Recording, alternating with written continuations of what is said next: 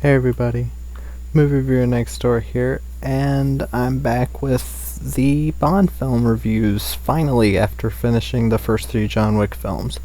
I will get to John Wick Chapter 4 at some point. I have found a place to watch it, um, because it's not officially released on digital until, May? Like, late May or early July, something like that, June, something like that, which I'm not waiting for that. I'd rather watch a camera. I know that's technically illegal, but this movie's made on like 4 times its budget already. A few people watching it online for free isn't gonna hurt it. So, before I get any lectures. But yeah, this time I'm back with the Bond series, and I'm at Moonraker. This film is from 1979, directed by Lewis Gilbert, and it stars Roger Moore, Lois Chiles, Michael Lonsdale, Richard Kiel, Corinne Clary. Oh yeah, and Corinne Clary. Sorry about that. But in this Bond film, after Drax Industries' Moonraker space shuttle is hijacked, secret agent James Bond is assigned to investigate. Traveling to California to meet the company's new owner, the mysterious Hugo Drax. The company's owner, mysterious Hugo Drax. With the help of scientist Dr. Holly Goodhead, Bond soon uncovers Drax's nefarious plans for humanity, all the while fending off an old nemesis, Jaws, and venturing to Venice, Rio, the Amazon, and outer space. Now, what do I think of this film? It's not one of my favorites of the Roger Moore series. I don't think it's a bad film. I'll be honest. There are parts of this film I think are awesome. And it's mostly during the space sequences. And I'll get to why I don't exactly gel with the movie. But let me start off with the cast. Roger Moore as James Bond. Full force. His performance here is about as good as it was in Spy Who Loved Me. So he's in top form in this film. And yeah, I really loved him here. I don't think his performance was, bland or anything. I don't think any of the issues come down to the performances, really. Lois Chiles as Dr. Holly Goodhead. She's an alright Bond girl. I do wish she did a bit more. That's how I feel about so many of these Bond girls, though, so it's really not an issue. She's fine. She's gorgeous, though. I'll give her that. Michael Lonsdale's Hugo Drax. He's a good villain. His villainous plan is a bit too close to Stromberg in the last film. Karl Stromberg. The whole, wipe out big cities. Instead of wiping out big cities to create a city under the sea, it's instead, I'm gonna wipe out the Earth's population, and only the people that I see as being genealogically superior will procreate in space. Which I still like it. It's basically if Elon Musk were a Bond villain, which is interesting, and I like him. And Michael Lonsdale is a great actor.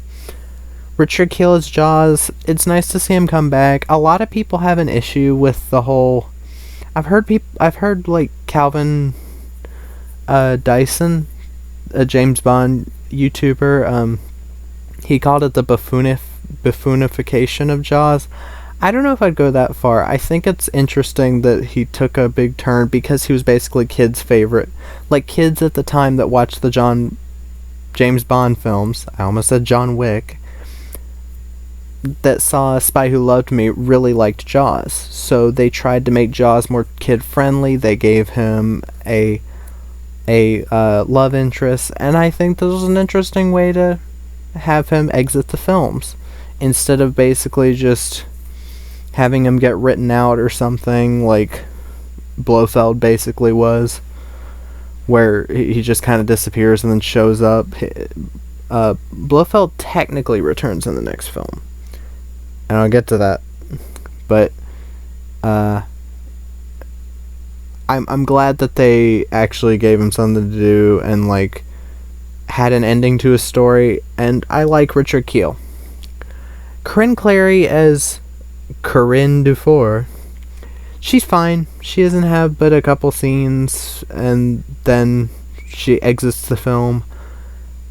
I will get to some of my issues with the film in a bit. But yeah, the title sequence is very nice. It's very similar to Spy Who Loved Me's. The title sequences for the next two films are pretty similar as well. They have their own, like, styles, but they're very much in the same vein, like the rotoscoped women, the colorful lights, the colorful backgrounds. But yeah. This film, again, is a very interesting one, because you've already got the Roger Moore films being the more, I hate this word, but campy of the series, and then you straight up have them go to space, which kinda happened in the Sean Connery in the Connery films with You Only Live Twice. But it was more like down to the science or whatever, and like it wasn't like super, they didn't try to like get super detailed or anything. And it was like the same year that we supposedly went to the moon and everything. So it was very new information, and they wanted to make a movie to capitalize on it, so they kind of did that with You Only Live Twice. So I understand that. Here it's more meant to be apparently like Star Wars, because Star Wars had come out 2 years before, and they were already thinking about making the movie, and they were like, oh, we can make this like Star Wars. And one of my big issues with this film is that they don't fully take advantage of the situation. Like, if they wanted to make it James Bond in space, they should have had, like, the first half be set up and the second half be all in space. And have, like, interesting stuff going on in space. Which they do have interesting stuff going on in space, but it's only in the last 30 minutes. Which that's usually what these films do. They'll have, like, the setup be the first hour and a half. They'll get the action, all that, in spurts, and then there's the big action sequence at the end. This film kind of does that, too. But I gotta be honest, the space stuff wasn't as interesting as I thought it was gonna be. Because You Only Live Twice being the more science-y one, I guess. Or, no, the more, like, down-to-earth one. But the science stuff was kinda mixed in. I had a lot more fun with You Only Live Twice. Even with Sean Connery's very meh performance, easily his worst. No. One of his lazier performances. I don't know if Diamonds Are Forever is worse or that, but in neither of them did he feel like he was enjoying it. But this film, again, my main issue is that they don't go full force with the space stuff. This was the highest budgeted film of the series at the time. I think it was like 38 million or 34 million, and then the next one goes down to 28. Which, for the time, is a fucking insane budget. Like, in nowadays money, it's like 130 million. Which, compared to, like, the Marvel movies and everything, I mean, for the time it came out, it was an insane budget. I mean, action movies were getting their footing, like, in like, what action movies would become, like. This was still 8 years before Die Hard. So you didn't really have the set action movie, like, blueprint that so many films would follow. But still, in this film, I do think the action is a bit... It's not as impressive as the last film. And I'm kind of disappointed with that, because Lewis Gilbert... Well, he directed the last film. He directed The Spy Who Loved Me, and he directed You Only Live Twice, and I like both of those way more than this. And The Spy Who Loved Me had a lot of really exciting action. Like, explosions, like people getting shot, like shootouts. The frickin' like scene with the car underwater was really cool. There's the car chase among on the mountain with the guy in the motorbike. Like there's the ski sequence. In this film, you have like the laser fight in space is just so boring to me. I don't under I was so let down. Last time I watched this, I also gave it a 7, so I guess my opinion really hasn't changed that much. I know that some people are like, okay, you can have fun with it, but then this film takes weirdly dark turns with how characters are killed or how characters are like punished for things. Like Corinne Clary's character, it's not a spoiler to say that she dies. Like she's a secondary Bond girl. Secondary Bond girls almost always die.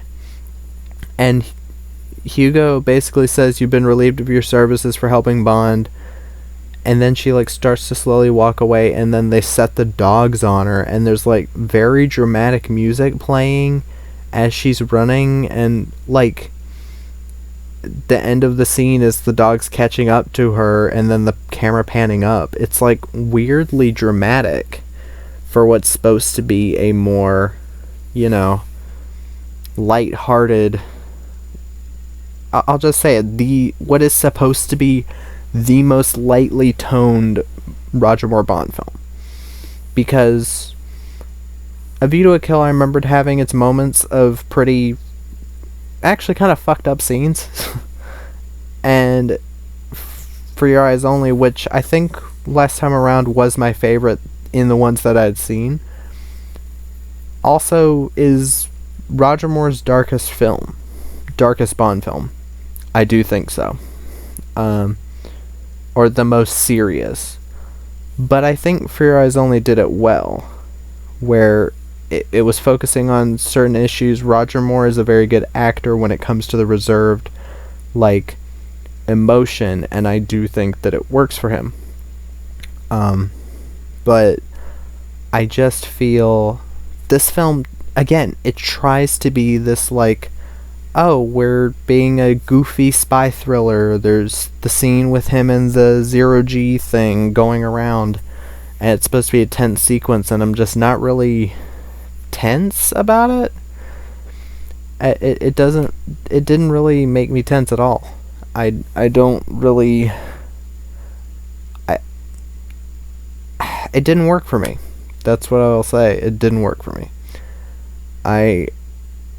I know there's a lot of people that actually really like this film. They think it's underrated. They think all these things about it. I think it's a bit underrated, I guess, mainly just for, like, yeah, it works as a Bond film. It has what you want in a Bond film, technically. It has the girls, it has the guns, it has the action, I guess, but none of the action really stands out to me.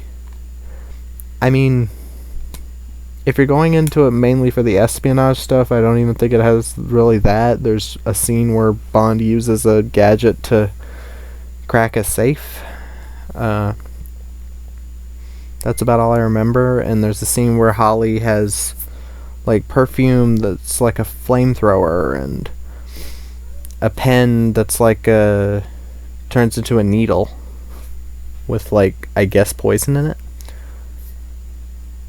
But yeah, oh yeah, a diary. She has a diary that shoots like a little dart. I guess it's a poison dart. But yeah, like, it's kind of the most I could say about this film is that it's kind of if it didn't have, like, the space stuff at the end, like the really awesome set from Ken Adam. Ken Adam is fucking so talented. He's so talented. If it didn't have that stuff at the end, I'd legitimately give this a 6. And I'd probably say that it's one of the weakest so far. I don't know if I'd put it above Man with the Golden Gun, because Man with the Golden Gun at least had a couple action sequences that I didn't mind. But I don't know. It's kind of hard to say.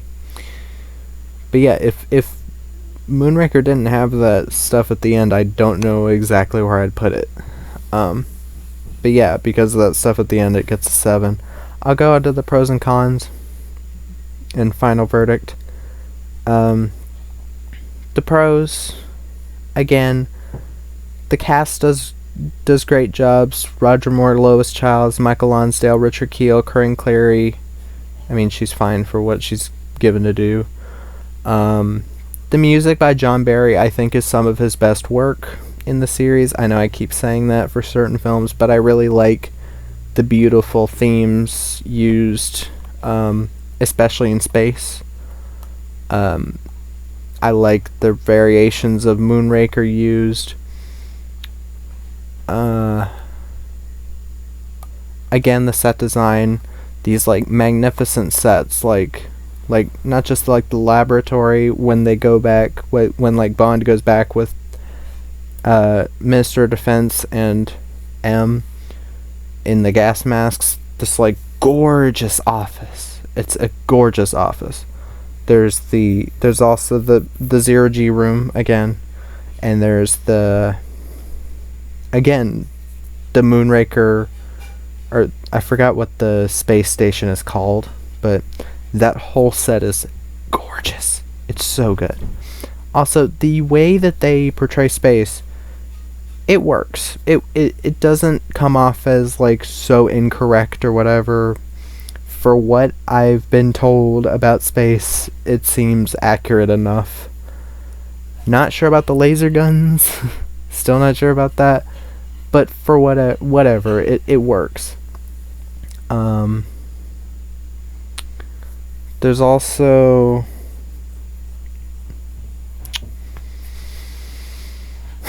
Oh yeah, again, the title sequence works. It's fun. Song Moonraker by Shirley Bassey. Cons, again, the tones clash at times. Again, Corinne's death doesn't sit well because, again, she's not given much of a character, really. I think it would have fit more in a Sean Connery Bond film, like if it happened in Goldfinger, like the way that Tilly died in Goldfinger. I think that it would have fit in that tone more. There are times where they do references to other science fiction films. They have like the keypad to the laboratory that's making the like virus thing to kill all the people of the Earth. The keypad dings are the Close Encounters theme, and there's a bit where Hugo Drax is shooting quail, I think, and the person playing the horn goes, brr, brr, brr, the theme to 2001: A Space Odyssey. And a part where Bond like walks behind a vase that looks like a alien head. I don't really understand why this shit's in the movie. It really came off as like they were trying too hard to make it like, oh, we're a sci-fi movie now. And I don't really understand why all of the references need to be there. The